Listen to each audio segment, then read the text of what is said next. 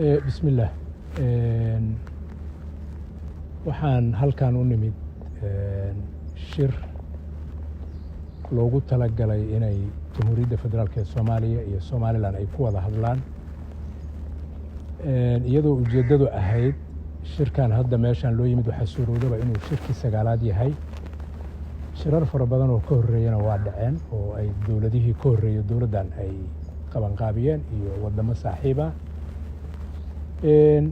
kan waxaa aad uga soo qayb galay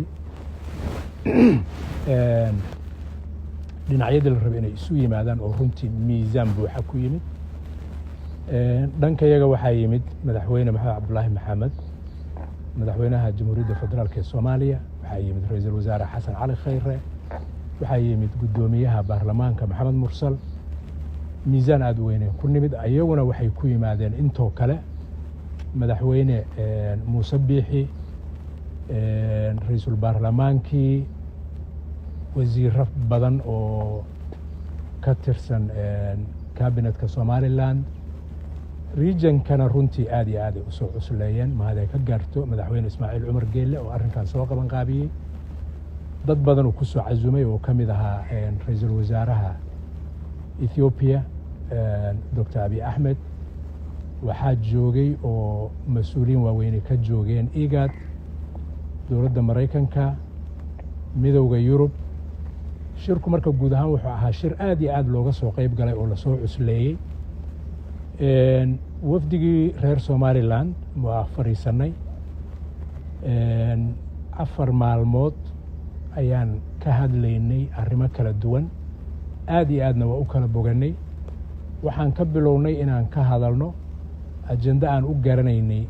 inaan u baahanahay si wada hadalku ugu dhaco jawi kalsooni leh markii aan ka gudubnayna kalsooni dhisidii waxaan u gudubnay arrimihii la rabay in laga hadlo oo labada wafdi ay ka hadlaan waxaan ku bilownay inaan dhageysano waxyaabo tabashooyina oo wafdiga Somaliland ay soo gudbiyeen oo huseynayay kaalmada caalamiga oo wadanka la siiyo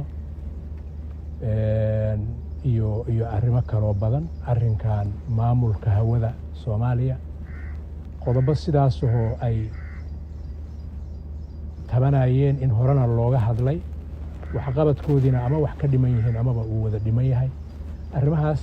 oo isla meel dhignay si fiican aan isla meel dhignay laakiin arrinka masiiriga runtahay wuxuu ahaa in Soomaaliya 1960kii markii la sameeyay qaybtii Soomaaliyeed oo Ingiriiska xorriyadda ka qaadatay iyo qaybtii Koonfureed oo Talyaaniga xorriyadda ka qaadatay ay wax isku darsadeen 30 sano la wada joogay taariikh ahaanna hadda marka arrimahan Soomaaliya iyo Somaliland laga hadlaayo waxaa la soo qaadaa tabashooyin muddo dheer ah oo mararka qaarkood siyaasiyiinta qaarkood ba ay gaarsiiyaan waqtiga xorriyadda ama waqti ku dhow arrimaha 30 sano oo dambe taagnaa oo gooni isu taaga Somaliland iyo dowladda federaalka ee Soomaaliya iyo dowladihii ka horeeyay ama dowladda rasmiga ahaa ama ku meel gaar ah oo dareynayay in lagala hadlo bal wixii tabashooyina in la arko wixii hore nooga xumaaday in la arko dadkani kalama marmay aan isku soo laabano iyadoo mabda uu yahay inaan wada joogno oon hagaajino waxyaabaha ay tabanayaan ayagu isku soo noqodkaasi uu noo yeelo awood dadnimo iyo mid dhaqaale labadaba intaas anagoo danaynayna waxaan ka hadalnay in arrimahan iyaga ah oo laga hadlay ama tabashooyinka ha ahaadaan ama hore in loo socdo ha ahaadaan in loo sameeyo guddiyo 3 guddi oo guddi walba uu la xaalayo mowduuc gaara guddi walbaana wuxuu isugu jiraa xubno ka socda dowladda federaalka ee Soomaaliya iyo xubno ka socda Somaliland guddiyadaas farsamo waxay isu imaanayaan bisha aan dhaho 2 usbuuc gudahood guddiga kor ka ogaanaya oo howlahooda hagaaya oo ah guddi heer wasiir ah iyaguna 45 cisho kadib ayay la soo howlgeli doonaan markay muddo shaqeeyaan waxaasoo dhanina waxay ka dhici doonaan Djibouti sida haddaba shirku uga dhacay waxaan rajaynaynaa haddii alla yidhaahdo in ilaahay ummadda Soomaaliyeed isu carfiyo waxaan rabaa inaan aad iyo aad hoosta uga calaameeyo dadkii halkan isugu yimid ee labada dhinac ahaa ee dowladda federaalka ee Soomaaliya iyo Somaliland ka socday runtii jawi bisayl iyo isu nuglaan iyo isu garaabid iyo fiirin mustaqbalka in wixii ummadda Soomaaliyeed meelay joogaan badan u ah in laga wada hadlo meesha ugu fiicanna la dhigo intaas waxaan ku dari lahaa oo aan jeclaan lahaa inaan ku gabagabeeyo aad iyo aad waxaan mar kale ugu mahad celin lahaa madaxweynaha dowladda Djibouti Ismaaciil Cumar Geelle iyadoo dowladda Djibouti aan ognahay sanadkii koowaad ee 30 sano ee dagaalka sokeeye socday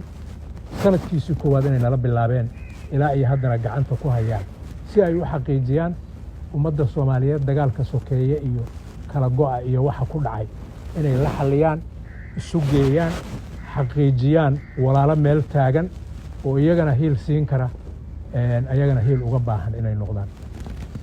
madaxweyne Ismaaciil iyo intii ka soo qayb gashay taageertay kala ku dartay ee saaxiibada Soomaaliyeed ee regionka iyo caalamka ah aad iyo aad aan ugu mahad celinaynaa wabillahi tawfiiq